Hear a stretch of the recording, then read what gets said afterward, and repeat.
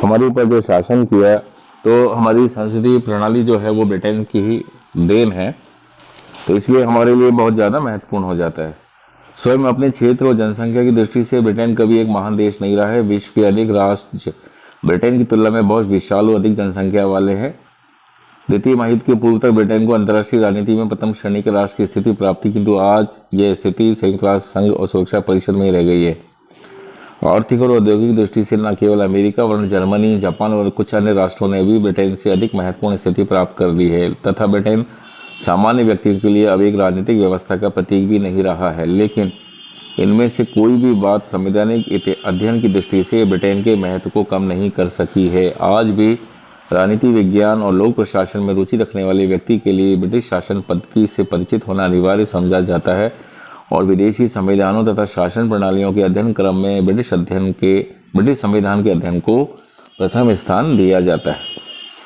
तो स्वाभाविक रूप से अनेक ऐसे तथ्य हैं जिसके कारण ब्रिटिश संविधान का अध्ययन बहुत अधिक महत्वपूर्ण हो जाता है। तो ये तथ्य कौन कौन से हैं? नंबर 1 है प्राचीनतम संविधान। ये संविधान विश्व के वर्तमान संविधानों में सबसे पुराना है, और विश्व के किसी भी संविधान का इतना लंबा इतिहास नहीं है जितना कि ब्रिटिश संविधान का। प्राचीनतम होने के कारण इसके द्वारा विश्व के अन्य देशों के संविधानों और शासन व्यवस्था को प्रभावित किया गया है, और अन्य देशों के संविधानों को उस समय तक नहीं समझा जा सकता जब तक कि ब्रिटिश संविधान का अध्ययन ना कर लिया जाए। दूसरा है लोकतांत्रिक पद्धति का श्रेष्ठ उदाहरण। ब्रिटिश संविधान का अध्ययन इसलिए महत्वपूर्ण है कि इसके अंतर्गत लोकतंत्रात्मक शासन और जीवन के तत्वों का अनवरत विकास हुआ है, और इसे आधुनिक विश्व का प्रथम लोकतंत्रीय संविधान कहने में कोई अतिशयोक्ति नहीं है। विश्व के अन्य देशों द्वारा लोकतंत्र को इंग्लैंड से ही ग्रहण किया गया है। तीसरा है एकमात्र अलिखित संविधान। ब्रिटिश संविधान का अध्ययन इस दृष्टि से भी महत्वपूर्ण है कि वर्तमान समय में इंग्लैंड का संविधान ही एकमात्र अलिखित संविधान है। ब्रिटिश संविधान उन व्यक्तियों के लिए एक चुनौती है जो मानते हैं कि शासन व्यवस्था का सुसंचालन तभी संभव है जबकि शासन के मौलिक सिद्धांत लिपिबद्ध हों। शासन के मौलिक सिद्धांत लिपिबद्ध न होने पर भी ना तो ब्रिटेन में अराजकता है और न ही निरंकुशता। शासक और शासित दोनों ही अपनी सीमाओं से परिचित हैं, और ये ब्रिटिश व्यक्तियों की को जागरूक, विवेकशीलता और व्यवहारिकता का प्रमाण है। नेक्स्ट है निरंतर विकासमय संविधान। ब्रिटिश संविधान का अध्ययन इस दृष्टि से भी महत्वपूर्ण हो जाता है कि ब्रिटिश संविधान अनवरत विकास का परिणाम है।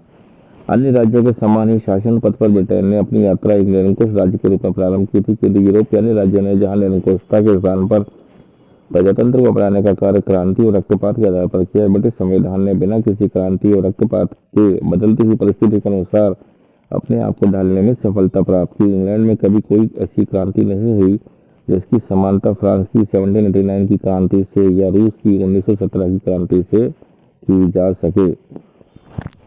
नेक्स्ट है स्वतंत्रता का प्रतीक, सिंबल ऑफ लिबर्टी। ब्रिटिश संविधान का निरंतर विकास हुआ है। ब्रिटिश संविधान के विकास का इतिहास निरंकुशता के विरुद्ध स्वतंत्रता की जन भावनाओं के संघर्ष का इतिहास रहा है, तथा इस इतिहास ने ब्रिटिश संविधान को स्वतंत्रता का प्रतीक बना दिया है। ब्रिटिश संविधान में नागरिकों के किसी अधिकार पत्र का उल्लेख न होने पर भी ब्रिटिश नागरिक किसी अन्य देश के नागरिकों की तुलना में कम स्वतंत्र और अधिकार संपन्न नहीं है। नेक्स्ट है विश्वव्यापी प्रभाव। ब्रिटिश संविधान के अध्ययन की महत्ता का एक प्रमुख कारण यह भी है कि विश्व की सबसे प्राचीन और प्रभावशाली शासन पद्धति के जनक के रूप में इसने विश्वव्यापी प्रभाव डाला है। विश्व के इन राज्यों पर जो पहले ब्रिटिश साम्राज्य के अंतर्गत थे, ब्रिटिश शासन पद्धति का प्रत्यक्ष प्रभाव पड़ा है। Canada, Australia, New Zealand, Bharat, Myanmar, Malaya आदि देशों की वर्तमान शासन व्यवस्था ब्रिटिश प्रभाव का प्रमाण है। यूरोप महाद्वीपीय जनतंत्री राज्यों पर भी ये प्रभाव स्पष्टता देखा जा सकता है। मुंड्रो के शब्दों में ब्रिटिश संविधान संविधानों का जनक है और ब्रिटिश संसदों की जननी अन्य देशों के विधानमंडलों की चाहे कोई भी संज्ञा क्यों न हो, उनका उद्गम स्रोत एक ही है। अब भारतीय विद्यार्थियों के लिए इसका विशेष महत्व है, क्योंकि भारतीय व्यक्तियों विशेषतः भारतीय विद्यार्थियों के लिए इसके अध्ययन का विशेष महत्व है। ब्रिटिश विचारों और राजनीतिक संस्थाओं से प्रभावित होकर हमारे द्वारा संसदीय प्रजातंत्र को अपना लिया गया है, किंतु संसदीय प्रजातंत्र की सफलता के लिए अभी हमें ब्रिटेन से बहुत कुछ सीखना शेष है।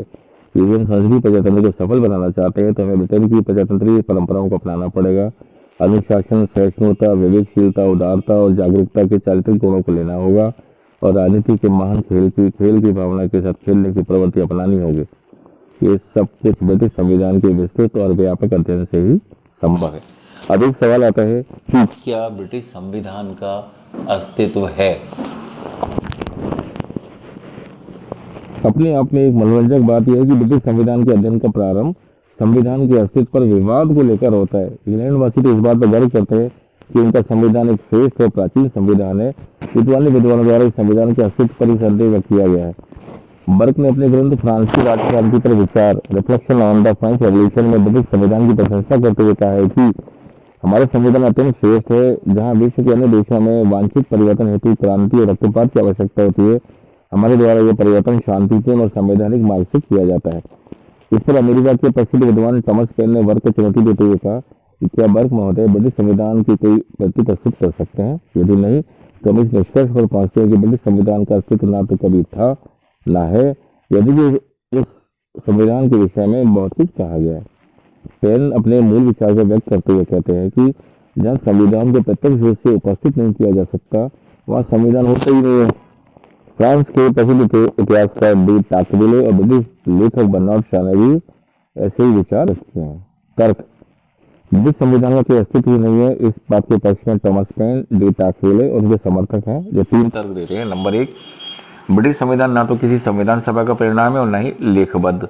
पेन और डी टाकविले का विचार है कि संविधान का निर्माण किसी संविधान निर्मात्री परिषद के द्वारा किया जाना चाहिए, लेकिन ब्रिटिश संविधान ना तो किसी परिषद के निश्चयों का परिणाम है और न ही लेख पत्र के रूप में है। दूसरा है ब्रिटिश संविधान का लचीलापन। अमेरिका और फ्रांस आदि देशों के संविधानों में संशोधन के लिए साधारण कानूनों के निर्माण से भिन्न प्रक्रिया को अपनाया गया है। इसके आधार पर डी टाकविले और पेन के द्वारा इस विचार को अपना लिया गया है कि संविधान उसे ही कहा जा सकता है जिसमें परिवर्तन के लिए विशेष प्रक्रिया को अपनाना आवश्यक हो। ब्रिटिश संविधान लचीला होने के कारण उनके द्वारा इसके अस्तित्व पर संदेह व्यक्त किया गया है। नेक्स्ट है संवैधानिक कानून या आधारभूत नियमों का अभाव। अमेरिका और फ्रांस आदि देशों में संविधान की सर्वोच्चता की धारणा को अपनाया गया है, जिसका तात्पर्य है कि संविधान में वर्णित नियमों अर्थात संवैधानिक कानूनों को साधारण कानूनों की तुलना में श्रेष्ठता। इंग्लैंड में संविधान की सर्वोच्चता की धारणा को नहीं वरन संसद की प्रभुसत्ता की धारणा को अपनाया गया है और इंग्लैंड में संवैधानिक कानून तथा साधारण कानूनों का कोई भेद नहीं है। ब्रिटिश संविधान में नियमों का अभाव होने के कारण उनके द्वारा इसके अस्तित्व पर संदेह किया गया है।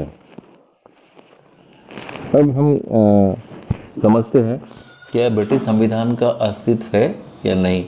तो ये बात आती है हाँ में अगर हम बात करें। नंबर 1, लिखित और अलिखित संविधान का भेद अवास्तविक। डी टाकविले और पेन की विचारधारा का प्रमुख आधार ब्रिटिश संविधान का लिखित होना है, लेकिन लिखित और अलिखित संविधान का भेद वैज्ञानिक नहीं है। वास्तव में कोई भी संविधान ना तो पूर्णतः लिखित होता है, न ही पूर्णतः अलिखित। ग्रामर के शब्दों में लिखित और अलिखित संविधान में मात्रा का ही भेद होता है, प्रकार का नहीं। अमेरिकी संविधान को लिखित संविधान का प्रथम और श्रेष्ठ उदाहरण बताया गया है, किंतु अमेरिकी शासन व्यवस्था का पूर्ण ज्ञान 7 धाराएं पढ़ने से नहीं हो जाता है। शासन व्यवस्था के अनेक व्यवहार, प्रथाएं और परंपराएं संविधान के अंग है और उनके संबंध में जाने बिना संविधान का अध्ययन अधूरा ही रहता है। मंत्रिमंडलीय व्यवस्था, राजनीतिक दलों का उदय, राष्ट्रपति का निर्वाचन इस प्रकार की परंपराओं के उदाहरण है। जब लिखित और अलिखित संविधान का भेद ही वैज्ञानिक और वास्तविक नहीं है, तो इस आधार पर ब्रिटिश संविधान के अस्तित्व को कैसे स्वीकारा जा सकता है। दूसरा है ब्रिटिश संविधान का एक अंश लिखित है। यदि लिखित होने ही संविधान का आधार समझा जाता है तो ब्रिटेन के लिखित संविधान में ही महत्वपूर्ण लिखित अंश पाया जाता है। ब्रिटिश संविधान के अंतर्गत राज सिंहासन के संबंध में उत्तराधिकार की व्यवस्था, कार्यपालिका विभागों की व्यवस्था, मताधिकार, निर्वाचन, संसद के दोनों सदनों के पारस्परिक संबंध और कार्यपालिका के कार्य कानून द्वारा ही निश्चित किए गए हैं। 1215 का मैग्ना कार्टा 1628 का अधिकार याचना पत्र, 1689 का अधिकार पत्र, 1920 का आयरलैंड की स्वतंत्रता का अधिनियम, 1937 का सम्राट के मंत्री परिनियम, 1947 का भारतीय स्वतंत्रता अधिनियम और 1911 और 1949 के संसदीय अधिनियम इसके उदाहरण हैं। इस प्रकार ब्रिटेन के अलिखित संविधान में भी महत्वपूर्ण लिखित अंश पाया जाता है। तीसरा, ब्रिटिश संविधान केवल सिद्धांत ही लचीला व्यवहार में नहीं। डी टॉक्सले और थॉमस पेन के अन्य तर्कों का कोई महत्व नहीं है। यद्यपि सैद्धांतिक दृष्टि से ब्रिटिश संविधान लचीला है, लेकिन लचीला होने के कारण इसे संविधान मानने से इनकार कैसे किया जा सकता है? यदि डी टॉक्सले और थॉमस पेन का तर्क सही होता तो फिर राजनीति विज्ञान की पुस्तकों में परिवर्तनशीलता के आधार पर संविधान के दो भेद, लचीला संविधान और कठोर संविधान, न बनाए जाते। नेक्स्ट है, ब्रिटिश संविधान में आधारभूत नियम है। ये कहना भी बिल्कुल गलत है कि ब्रिटिश संविधान में आधारभूत नियम नहीं है। देखना क्या था, पिटिशन ऑफ राइट्स और बिल ऑफ राइट्स के इस प्रकार के आधारभूत नियम कह सकते हैं। तो वास्तव में संविधान का अस्तित्व संविधान के लेखबद्ध होने या उसके कठोर होने पर निर्भर नहीं करता, वो इस बात पर निर्भर करता है कि क्या शासकीय व्यवस्था का संचालन करने वाले कुछ आधारभूत तत्व हैं। डाइसी के शब्दों में संविधान लिखित या अलिखित उन सभी नियमों कानून का संग्रह होता है जिनका राज्य की प्रमुख सत्ता के प्रयोग अथवा वितरण पर प्रत्यक्ष या परोक्ष रूप से प्रभाव पड़ता है। विल्फ्रेड हैरिसन लिखते हैं कि ब्रिटेन का संविधान उतना ही आधारभूत नियमों का संग्रह है जितना कि संयुक्त राज्य अमेरिका, सोवियत संघ और फ्रांस के संविधान है। वास्तव में ब्रिटिश संविधान के अस्तित्व पर कोई संदेह नहीं किया जा सकता। और तथा जिन के शब्दों में ये निश्चित हुआ कि पेन तथा डी टॉक्सले के समय से काफी पहले इंग्लैंड में संविधान था। ऐसा संविधान जिसकी सत्ता की गति ब्रिटिश जाति सचेत थी और उसके इतिहास पर गर्व करती थी। अब ब्रिटिश संविधान की अगर हम स्रोत की बात करेंगे तो एक महान अधिकार पत्र ऐतिहासिक पहले आता है जो 1215 का है। 1628 का अधिकार याचना पत्र, 1689 का अधिकार पत्र, दूसरा है संसदीय अधिनियम, तीसरा है न्यायिक निर्णय, चौथा है सामान्य विधि, पांचवा प्रथा और परंपरा, छठा है संविधान पर टीका। ये सब वो बातें हैं जो बताती है कि ब्रिटिश संविधान का जो सोर्स है वो कौन कौन सा है। तो ये हमारा पहला पार्ट खत्म होता है। आपको अच्छा लगा होगा। धन्यवाद।